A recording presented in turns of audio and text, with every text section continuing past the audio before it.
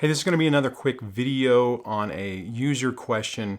I've covered this topic before, but it gets buried in the videos. And this is talking about transition times and dealing with somebody who's really toxic and makes everything difficult. One of the things I often recommend if you are in the beginning parts of this and you still haven't finalized your court order, make everything a drop off. So in other words, you drive up, you drop your kids off, you drive up to the location, you park, the kids bail out, you stay in the car. As soon as they're out, you see them at the door or you see that there's a handoff to the other parent, you're gone. The other thing is if your kids are school age and they're in school or they're in daycare, do the drop-offs there. Drop the kids off at daycare, the other parent picks them up. That way you minimize your interaction with the other parent and you're not held hostage. I don't know how many times people get into a situation where they have trade-offs or the transition at a location and both people have to interact. Courts are going to typically try to push for that because they think that at some point you'll start working together and being, in the same location will make it easy and you'll be able to just pass that information on little Johnny and little Susie whenever you have those exchanges.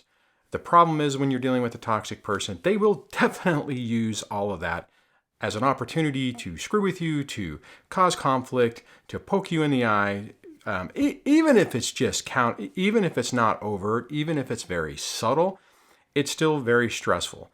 And they know how to push your buttons. They know how to say things that are going to get under your skin and try to either, if it's when you're getting your kids, to try to make it a bad situation and get you angry.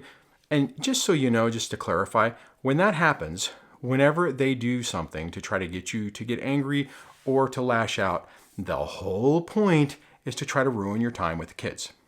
That's the goal. They want to get you to be upset. They want the kids to see it. They want you to drive a wedge in your own relationship with your kids. Try to set up a situation where that's not possible. And what I was just talking about is the prime way to do it. As an example, in my situation early on, whenever the kids were at their mom's and I would pick them up every day for school, it was a complete and total nightmare.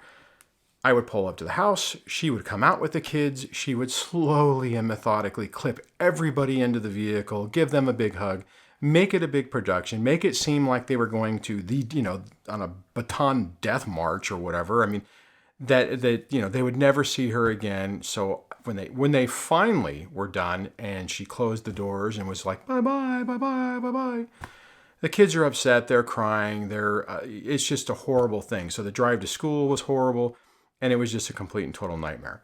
On my temporary orders, I had my attorney work into it that she had to stay in the house and just minimize that.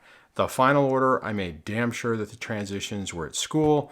It was like, basically it was written to where if the kids are not in school on these days, you transition at 6 o'clock and it's a drop off. So there was none of this, go pick the kids up at 6. It was on my day, she drives over, she pulls up in front of the house, the kids jump out, they walk in the door, keep the blinds closed, keep the door unlocked, wait for them to show up. They come in, however long it takes, and then you're not waiting, right? Because you're already there. It totally sucks when you pull up to a house and you're sitting there going, what's going on? Or you're trying to text, or you have to go up to the door or whatever. You don't want it this way. When they're here because you see them when they pull up in front of the house. You know what's going on. If you can, get a doorbell alarm or something so that you can see what's going on from inside your house so you don't have to, peer out the window or look out the door and deal with it that way.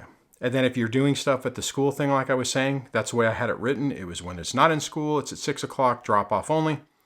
During school, the transitions are at school. So on my transition days, the ex drops the kids off at school. When they're out of school, I pick them up. Super simple, super easy, minimizes interaction, minimizes conflict. There's a possibility that your attorney may not want to do that because they could think that you're being too complicated, you're being too difficult, you're being too adding too much detail that makes it less flexible.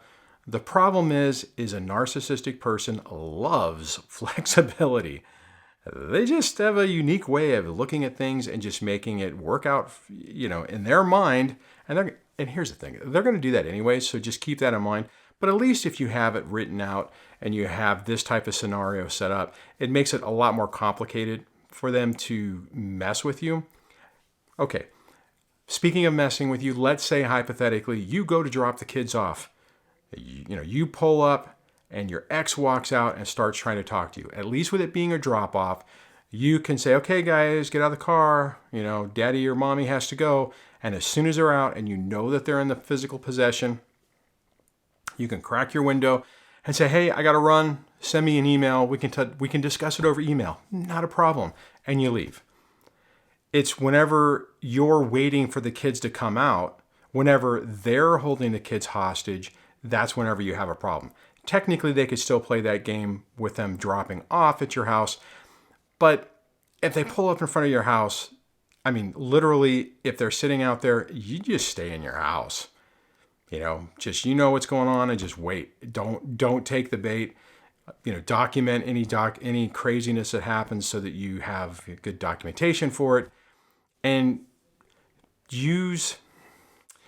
not be creative, but look at your situation and try to find the best course of action that you can take to minimize the interaction, to minimize the opportunity that the ex will have to create conflict, and that will help you out a lot.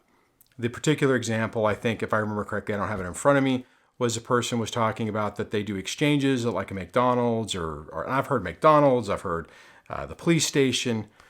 Whatever it is, even at a police station, if you have a situation where you guys are pulling up together and you're meeting and you're hoping to get your kids and you're waiting for them to get out, then that's another opportunity for them to say, well, I'm not going to give you the kids until, you pay for the shoes, or you haven't paid for the medical bill, or you need to sign this form, or I don't think that you don't have car seats for the kids, so I'm not going to give you the kids until I know for darn sure that you can protect the kids.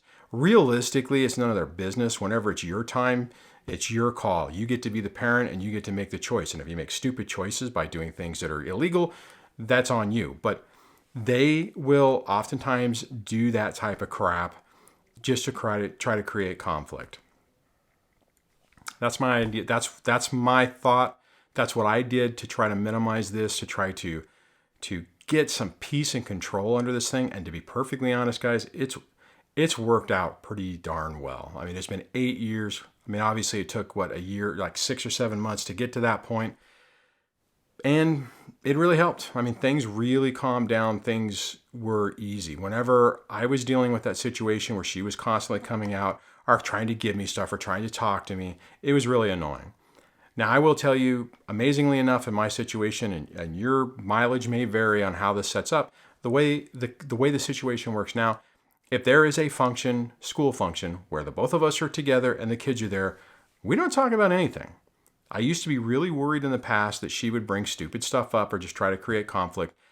That happened like a couple of times in the beginning stages of this. Just don't take the bait, don't take the conversation. If they try to drive any conversation to that, just say, hey, you know what? Let's not discuss that now. Just send me an email. We can discuss it in email. Not a problem. Well, I want to discuss it now. No, we're here to focus on the kids. Send it to me an email and we can look at it later. We don't need to worry about that now, right? So just be careful of that. And yeah, that's the way you minimize your interaction and minimize that conflict and minimize their ability to really add some extra chaos into the situation. Now, I'd be really curious to hear what your solutions have been, or whether that's been if that's kind of the way you've dealt with this, not dealt with this, but that's the way it's worked out for you, and what you've done to mitigate it, to try to keep the peace in your life. Would love to hear your suggestions and stories in the comments below. If you like this channel, please give it a thumbs up. If you haven't subscribed, please consider subscribing. Share this video if you know somebody that it could really help, and I'll chat with you on the next video. Take care.